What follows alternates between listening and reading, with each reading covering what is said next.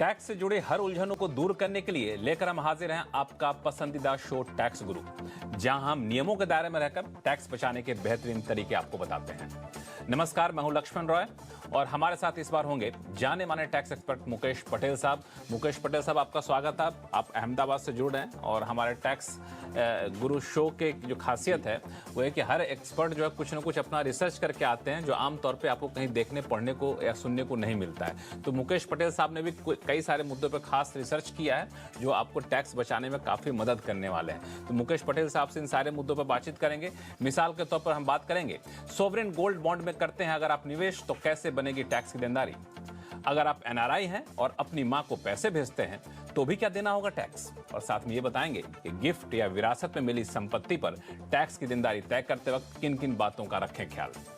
इन सारे मुद्दों पर बातचीत करेंगे। लेकिन सोवरेन गोल्ड बॉन्ड एक ऐसी स्कीम जो सरकार ने लाई थी करीब 8 साल पहले, और इसका मकसद ये था कि फिजिकल गोल्ड ना रखें, सोवरेन गोल्ड बॉन्ड में निवेश करें। कई सारे आकर्षक इसमें इंटरेस्ट का फ़ायदा दिया जाता था और इसमें यह था कि 8 साल बाद अगर आप इससे पैसा निकालते हैं तो आपको टैक्स में बड़ी छूट या रियायत मिलती थी। अब 8 साल लगभग पूरा होने को है कुछ महीने बाद, तो कई लोग पैसा निकालने की सोच रहे होंगे। और चूंकि रिटर्न इसमें जब से लॉन्च किया गया था तब से रिटर्न इसमें 200% से भी ज़्यादा का आया है, तो कई लोग पैसा लगाना भी सोचते होंगे। तो इन दोनों लोगों के लिए बड़ी काम की खबर है। तो सबसे पहली बात मुकेश पटेल साहब ये बताइए कि जो लोग सोवरेन गोल्ड बॉन्ड में निवेश करना चाहते हैं अब भी, या फिर जो लोग पैसा निकालने के मन बना रखे हैं अगले कुछ महीनों बाद जब 8 साल पूरा हो जाएगा तब, तो इसमें टैक्स का कैलकुलेशन कैसे करें वो।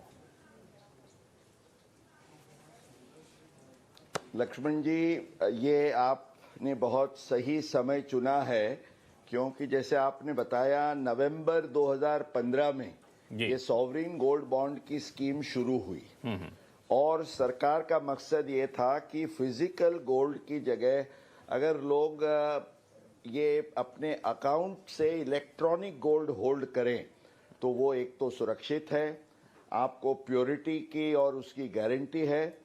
इसमें एक लुभावनी बात थी कि हर साल आपको जैसे सेविंग बैंक अकाउंट पे कुछ ब्याज मिलता है, ऐसे 2.5% का इंटरेस्ट मिलता है, हालांकि वो टैक्सेबल है। एक मिनट, मेरा एक सवाल ये है कि जब मैं सोवरेन गोल्ड बॉन्ड में पैसा लगाता हूं तो सोवरेन गोल्ड में पैसा लगाते वक्त हम जो पैसा लगाया उसमें तो कोई छूट हमें नहीं मिल रही है, जो 2% या जो भी इंटरेस्ट सरकार देगी उस पर हमको टैक्स देना पड़ेगा, और गोल्ड की कीमत बढ़ गई तो वो जो फायदा होगा उस पर कोई टैक्स नहीं बनता है। मैं वही कह रहा हूं कि जब आपका वो 23,000, समझिए अभी 61,000 के पास चल रहा है, नवंबर में जब 8 साल पर रिडेम्पशन होगा और रिडेम्पशन पर आपको ये पैसा मिलता है तो 1 रुपया भी आपको टैक्स नहीं लगेगा। तो जैसे आपने बताया 265% के आसपास ये 8 साल का एप्रिसिएशन और टैक्स फ्री गिने तो CAGR आपका करीब 14% प्लस होता है। तो ये आपके लिए सबसे बड़ा आकर्षण है। उसके पहले अगर आप अर्ली रिडेम्पशन में जाते हैं 5 साल के बाद तो भी आपको लॉन्ग टर्म कैपिटल गेन्स और जो इंडेक्सेशन का फायदा है टैक्सेशन में, उसका भी फायदा मिलता है लक्ष्मण। अब इसमें अगर जो ब्याज मिलता है हमें, जो 2% तय था पहले, तो उस ब्याज पे जो आमदनी होगी हमें उस पर टैक्स लगेगा कि नहीं लगेगा? जी, उस पर तो टैक्स जरूर लगेगा। 2.5% आपको जो इंटरेस्ट मिलता है, लेकिन मैंने जैसे बताया 2 सिचुएशंस हैं। रिडेम्पशन तक आप रुकते हैं, फाइनल रिडेम्पशन तक, तो ऑन रिडेम्पशन आपको कोई भी टैक्स नहीं देना है। उसके पहले अगर अर्ली रिडेम्पशन में जाते हैं तो आपको जो इंडेक्सेशन के साथ 20% का लॉन्ग टर्म कैपिटल गेन्स का जो नियम है वो आपको लागू होगा। इसमें एक और चीज है कि सोवरेन गोल्ड बॉन्ड के बराबर में कहें तो एक इंस्ट्रूमेंट है, वो है गोल्ड ETF। वो भी काफी लोगों के आकर्षण का केंद्र बना रहा। अब चूंकि सरकार ने कुछ नियमों में बदलाव किया बजट में, जो अब 1 अप्रैल से लागू हो गया है, तो अब अगर हम कहें टैक्स के लिहाज से कि गोल्ड ETF और सोवरेन गोल्ड बॉन्ड दोनों में अगर चुनना हो तो किसको चुना जाए? बिल्कुल लक्ष्मण जी, ये समझिए 1 अप्रैल के बाद अगर आपको निवेश करना है ऐसे गोल्ड में तो ईटीएफ के मुकाबले अब सॉवरिन गोल्ड बॉन्ड आपके लिए बड़े आकर्षक रहेंगे टैक्स पॉइंट ऑफ व्यू से। क्यों? क्योंकि जो ईटीएफ है वो जो नियम बदला गया कि स्पेसिफाइड म्यूचुअल फंड के यूनिट्स माना इक्विटी नहीं है जो डेट के दायरे में आते हैं, उसके लिए deemed short term capital gain का नियम लागू होगा।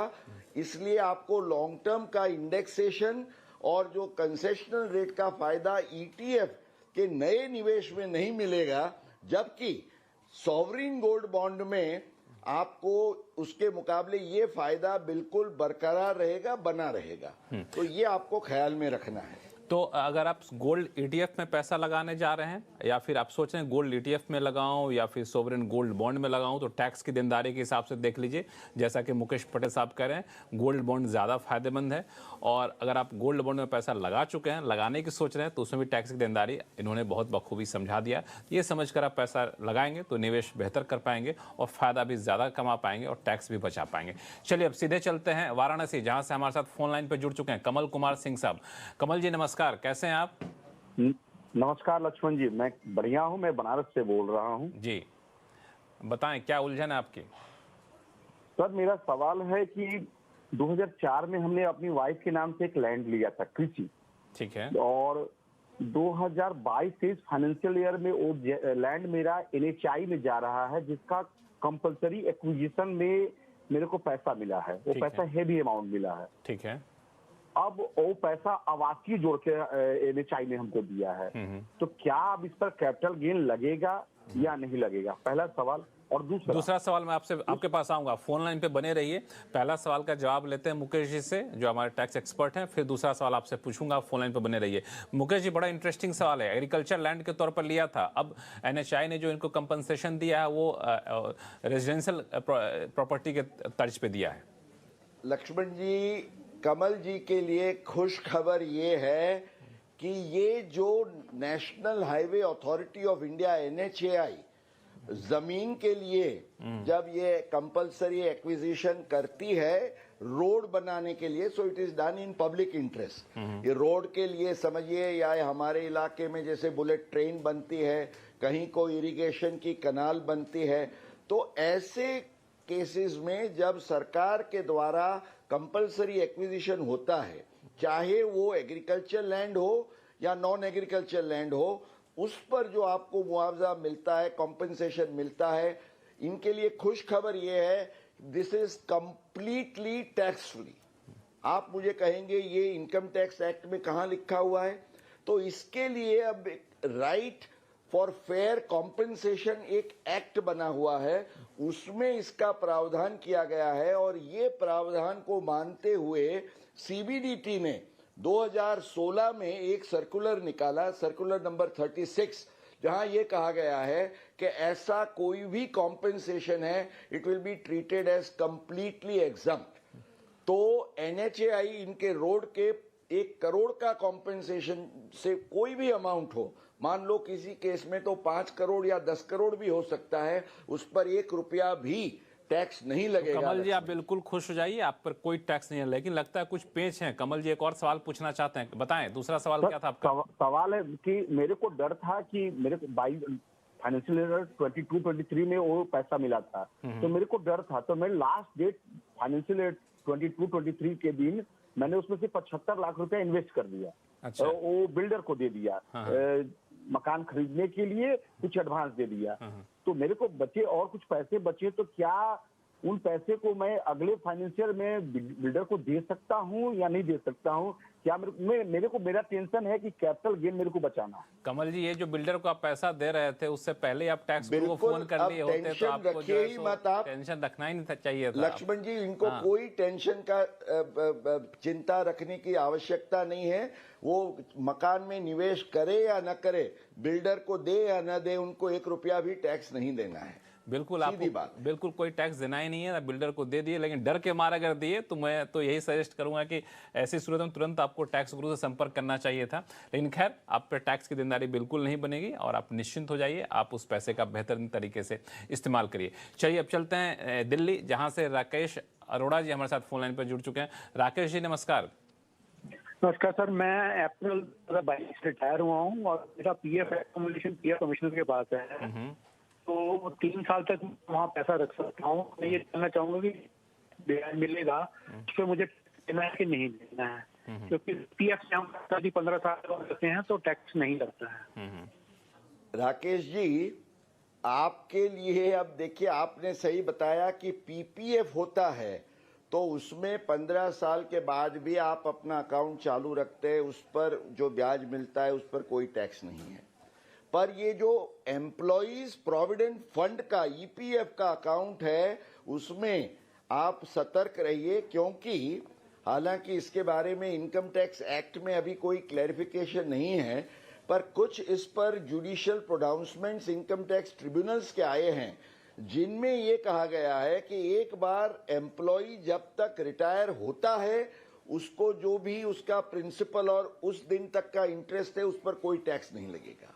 लेकिन उसके बाद एम्प्लॉयर एम्प्लॉय रिलेशनशिप नहीं रहती है, तो जो उसको ब्याज मिलता है वो अकाउंट कंटिन्यू करता है, तो रिटायरमेंट के बाद का जो इंटरेस्ट है उसको सेक्शन 10(11) या सेक्शन 10(12) का एग्जम्पशन नहीं मिलेगा, उस पर आपको टैक्स भरना होगा, ये ख्याल में रखिए। चलिए, तो इसका ख्याल रखिएगा, ऐसी सूरत में टैक्स आपको भरना पड़ सकता है। और फिलहाल वक्त है छोटे से ब्रेक का।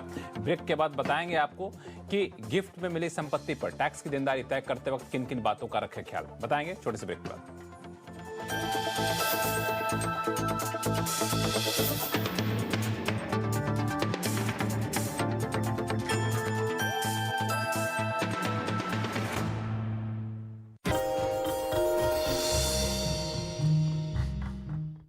में आज हम बातचीत करने वाले हैं दुनिया की सबसे बड़ी फुटवेयर कंपनी जो कि मार्केट कैप के लिहाज से है, वो है नाइकी के बारे में।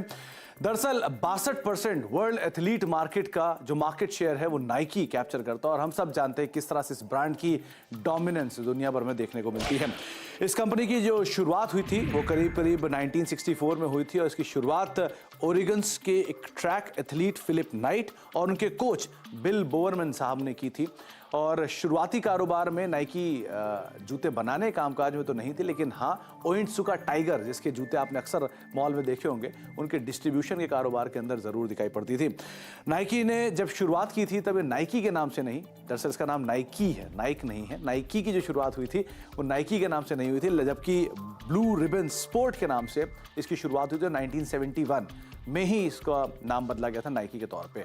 1971 में ही कंपनी को वो टिक का जो लोगो है वो मिला था। और एक और इंटरेस्टिंग फैक्ट ये भी है कि नाइकी का जो लोगो है वो कैरोलिन डेविडसन ने डिज़ाइन किया था, जो कि एक इंस्पायर है जो ग्रीक गॉडेस हैं उनके विंग्स से इसे इंस्पायर किया गया है। शुरुआत में इस लोगो को डिज़ाइन करने के लिए $35 दिए गए थे, लेकिन जैसे जैसे इसकी वैल्यू रियलाइज़ होनी शुरू हुई, जो एग्जिस्टिंग प्रमोटर्स थे उन्होंने इस डेविडसन को एक एग्जीक्यूटिव डिनर पे बुलाया और डिनर पे बुलाने के बाद उन्हें एक डायमंड सेट रिंग दी जिसके ऊपर वो टिक बना हुआ था, और साथ ही साथ उनको कंपनी के स्टॉक भी दिए, यानी कि ईसॉप्स भी दिए गए जो कि वो होल्ड करती हैं और बहुत अच्छी वैल्यू भी वहाँ पर रियलाइज़ होते हुए दिखाई पड़ी। इसके अलावा जो पहला एथलीट जिसने नाइकी के जूतों को प्रमोट किया था वो थे इलाई नेस्टेस, जो कि रोमेनियन टेनिस प्लेयर थे।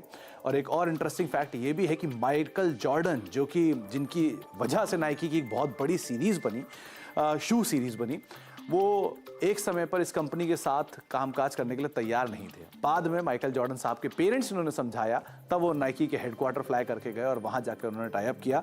और साथ ही साथ जो एयर जॉर्डन 1 जो कि माइकल जॉर्डन साहब के साथ टाई अप के बाद जूता लॉन्च किया गया था, उस एयर जॉर्डन 1 के पहले डिज़ाइन को माइकल जॉर्डन साहब ने पसंद भी नहीं किया था, उनको कलर कॉम्पोजिशन नहीं पसंद था, लेकिन बाद में वो आगे चल के एक बढ़िया हिट के तौर पर बनता हुआ दिखाई पड़ा। इसके अलावा हर सेकंड नाइकी करीब 25 पेयर स्नीकर्स के बेच देता है, तो आप इससे ही अंदाज़ा लगा लिए किस तरह की पॉपुलैरिटी है। यानी कि इस वीडियो के दौरान ही नाइकी एक बहुत बड़ी रेंज अपने फुटवेयर की बेच देगा। और उसके अलावा अगर आप नहीं जानते तो ये भी आपको बता दूं कि कन्वर्स और हर्ले जिनके जूतों का आपने शायद कभी इस्तेमाल किया होगा, ये भी नाइकी ही ओन करता है। इसके अलावा OVO नाइकी एयर जॉर्डन 10 ये अब तक का सबसे महंगा जूता है।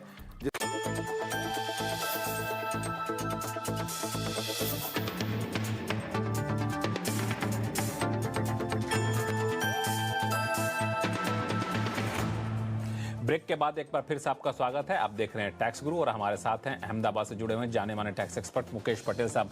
मुकेश जी, कई सारे सवाल तो आए हैं, लेकिन आपको याद होगा कि पिछले एपिसोड में हम लोगों ने चर्चा की थी कि सरकार ने जो कैपिटल गेन्स टैक्स कैलकुलेट करने के लिए इंडेक्सेशन का एक नया ये निकाला था, आंकड़ा निकाला था, फिर बेंचमार्क का इंडेक्स निकाला था। अब हम ये जानना चाहते हैं कि अगर कोई संपत्ति गिफ्ट मिल जाती है, वसीयत मिल जाती है, विरासत मिल जाती है, तो जब हम उस संपत्ति पर कैपिटल गेन्स टैक्स का कैलकुलेशन करते हैं तो उसमें किन किन बातों का ख्याल रखें, खासतौर से इस तरह के इंडेक्सेशन का? बिल्कुल लक्ष्मण जी, ये बख्शीश, वसीयत या विरासत में जब आपको कुछ मिलता है तो समझिए उसकी आपकी तो कोई कीमत होती नहीं है। ठीक है, आपको तो जीरो में मिला है। अब आपके मन में ये सवाल होगा कि क्या इसकी वैल्यू मेरे लिए जीरो होगी? अच्छा, आपको मिला है आज और आप उसका अगर इंडेक्सेशन का, जैसे हमने लास्ट ईयर टाइम बताया, तो उसका इंडेक्सेशन की गिनती कैसे करें? तो ये दोनों चीज में बातें ये स्पष्ट इनकम टैक्स एक्ट में है कि सबसे पहले the cost of acquisition will be cost of the previous owner. अच्छा, और सेकेंडली पीरियड ऑफ होल्डिंग मेरे लिए जब से लेके जिसने मुझे बख्शीश, वसीयत या विरासत में दिया है उसने कब धारण किया था, तब से लेके मैं जिसको कवर करता हूं ये पूरा समय उसको मेरे पीरियड ऑफ होल्डिंग में गिना जाएगा। अब मैं एक एग्जाम्पल के तौर से बताऊं, मान लीजिए कि किसी के पिताजी ने 2001 के पहले एक प्रॉपर्टी ली थी जिसकी 2001 की वैल्यू 10 लाख थी। ठीक है, और समझिए वो आज उनका देहांत होने पर उनको आज प्रॉपर्टी मिलती है और एक ही दिन के बाद वो प्रॉपर्टी को बेचा जाता है। तो भी आपको जान के शायद विस्मय होगा, पर दी रूल इज कि आपको 10 लाख से लेके अभी जो इंडेक्स है 348, उसको ख्याल रखते हुए 34,80,000 अच्छा, कि आपकी इंडेक्स कॉस्ट ऑफ एक्विजिशन बनेगी। और 35 लाख में आपने बेचा, एक ही दिन में बेचा, तो भी आपका टैक्सेबल गेन लॉन्ग टर्म केवल 20,000 होगा। तो ये दो नियम हमें जब ऐसे एसेट्स मिलते हैं इसके लिए ख्याल में रखना है। चलिए, बहुत अच्छे से आपने दर्शकों को अच्छे से आपने उदाहरण देकर के समझा दिया। और बहुत ही जटिल होता है ये सारा कैलकुलेट करना, लेकिन आपने बखूबी आसान भाषा में समझाया। उम्मीद करता हूँ दर्शकों के सारे कन्फ्यूजन इसमें दूर हो गए होंगे। अब चलते हैं पुणे, जहाँ से पराग भिड़े साहब हमारे साथ फोन लाइन पर जुड़ चुके हैं। पराग साहब नमस्कार, क्या सवाल है आपके पास? हाँ, मेरे एक ही बैंक में सेवरल यानी 5-6 एफडीज है जिनका इंटरेस्ट इनकम एनुअली 7 लाख से नीचे कम आ जाता है। ठीक है, तो ये हाँ, इस साल के फाइनेंशियल ईयर के लिए 7 लाख तो अपर लिमिट है टैक्स के लिए। तो क्या मैं form 15H being a senior citizen सब एफडीज के लिए फाइल कर सकता हूँ? ठीक है मुकेश जी। बिल्कुल लक्ष्मण जी, ये जरूर कर सकते हैं और कोई भी दुविधा के बिना। केवल ये ही नहीं, हमारे इनके जैसे सारे सीनियर सिटीजन्स हैं उनको ये याद रखना है कि अगर वो they are opting for the new scheme जहां 7 लाख तक आपको कोई भी टैक्स नहीं देना है अगर आपकी इनकम उससे कम है तो, क्योंकि रिबेट का फायदा मिलता है। तो 15H आप दे सकते हैं। इसके बारे में सीबीडीटी ने 2019 में जो सर्कुलर जारी किया था उस समय 5 लाख की रिबेट की मात्रा थी, अब ये 7 लाख की गई। वही सर्कुलर उसी स्पिरिट में ये चालू रहेगा।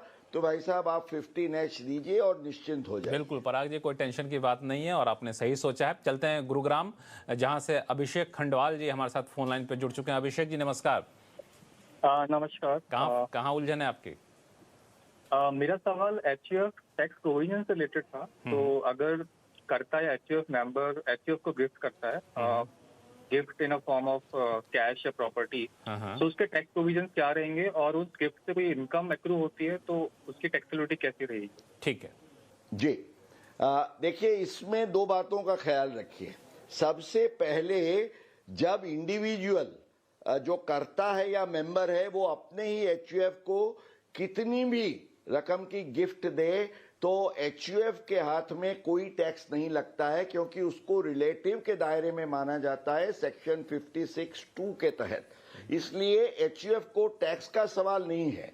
लेकिन आपको ख्याल में ये रखना है कि हालांकि आप अपने एचयूएफ को दे रहे हैं गिफ्ट, तो सेक्शन 64 के तहत जो क्लबिंग के प्रोविजंस हैं वो लागू होंगे और एचयूएफ की जो आय होगी वो आपकी आय में उसको जोड़ा जाएगा, वो क्लबिंग होगा, ये आपको ख्याल रखना है लक्ष्मण जी। चलिए फिलहाल वक्त है छोटे से ब्रेक का। ब्रेक के बाद बताएंगे अगर आप एनआरआई हैं और अपनी मां को पैसे भेजते हैं तो भी क्या देना होगा टैक्स, बताएंगे छोटे से ब्रेक के बाद।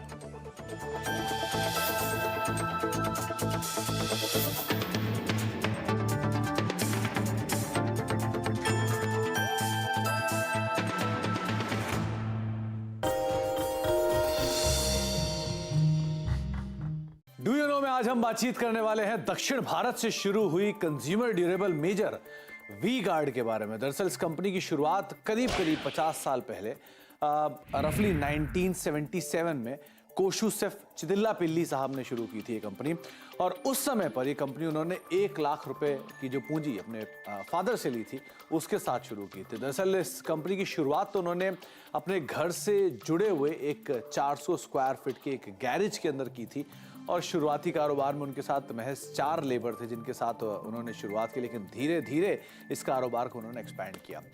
वी गार्ड का शुरुआती बिजनेस जो था वो बहुत ही इंटरेस्टिंग ये बात है कि जो गांव में जहां से उन्होंने कामकाज शुरू किया तो उस गांव में काफ़ी बिजली को लेकर फ्लक्चुएशंस होती थी, और उस फ्लक्चुएशन से डील करने के लिए उन्होंने वहां पर वोल्टेज स्टेबलाइजर के साथ शुरुआत की, और धीरे धीरे वोल्टेज स्टेबलाइजर की डिमांड बढ़ती गई और उसी के साथ ही कंपनी का कारोबार ही बढ़ता गया और अलग अलग कंज्यूमर ड्यूरेबल क्षेत्र के अंदर कंपनी एक्सपैंड करते हुए दिखाई पड़ी।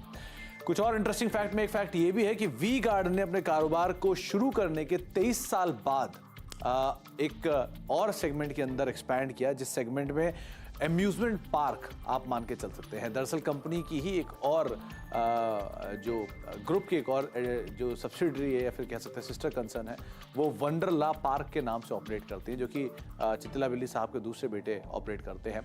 लेकिन इसका जो शुरुआती नाम था वो था वेगा लैंड, जिसके साथ इन्होंने शुरू किया था। बाद में इसका नाम बदलकर वंडरलैंड रखा गया, और इसके पीछे भी एक बड़ी अहम कहानी है, जहां पर जो कंपनी के चेयरमैन साहब हैं उनको घूमने का काफ़ी शौक था, तो एक समय पर वो घूमने गए विदेशों में, जहां उनको एक कंसेप्ट काफ़ी पसंद आया, किस तरह से डिज्नीलैंड के अंदर या अलग अलग अम्यूजमेंट पार्क्स के अंदर उनको भीड़ दिखी, तो उनको लगता है कि इसी तरह का एक अम्यूजमेंट पार्क जो कि वर्ल्ड क्लास अम्यूजमेंट पार्क होना चाहिए, वो भारत में ही बनने की ज़रूरत है। तब उन्होंने आकर इसकी शुरुआत की दक्षिण भारत में, और धीरे धीरे वो वेगा लैंड, फिर वेगा लैंड से वंडरलैंड बनता हुआ दिखाई पड़ा। इसके अलावा अब और कुछ इंटरेस्टिंग फैक्ट में एक फैक्ट ये भी है कि ग्रुप में कि जो एग्जिस्टिंग प्रमोटर हैं या उनकी वाइफ जो है उनका भी एक कारोबार है, और वो हौजरी कारोबार के अंदर मौजूद है, जो कि वी स्टार क्रिएशन के नाम से है, और साथ ही साथ ये मेल फीमेल हौजरी के अंदर कामकाज करता है, और साथ साथ उनके कई सारे रिटेल आउटलेट्स भी हैं। इसके अलावा एक और इंटरेस्टिंग फैक्ट ये भी है कि कोशुसेफ चितिल्लापिल्ली साहब ने अपनी एक किडनी भी डोनेट की है, और ये समस्या जब उनको दिखी बाकी तरफ होते हुए तब उन्होंने अपनी वो किडनी डोनेट की, और वो डोनेट की एक ट्रक ड्राइवर को जिसको वो जानते तक नहीं है।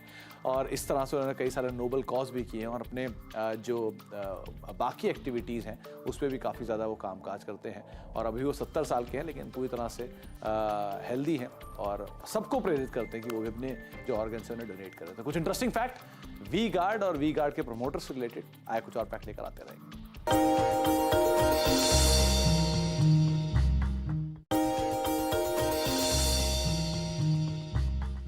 डू यू नो में आज हम बातचीत करने वाले हैं डीएलएफ की, दिल्ली लैंड एंड फाइनेंस। ये इस कंपनी का फुल फॉर्म है, और ये सबसे पुरानी रियल स्टेट कंपनियों में शुमार है। 1946 में इस कंपनी की शुरुआत हुई थी, और चौधरी रघुवेंद्र सिंह साहब ने इसकी शुरुआत की थी।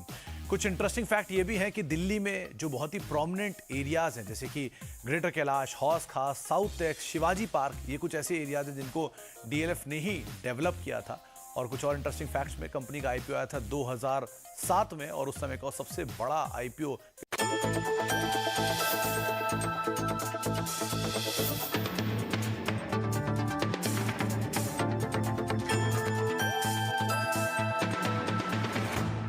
ब्रेक के बाद एक बार फिर से आपका स्वागत है। आप देख रहे हैं टैक्स गुरु, और एक बड़ा ही दिलचस्प सवाल आया है पश्चिम बंगाल से।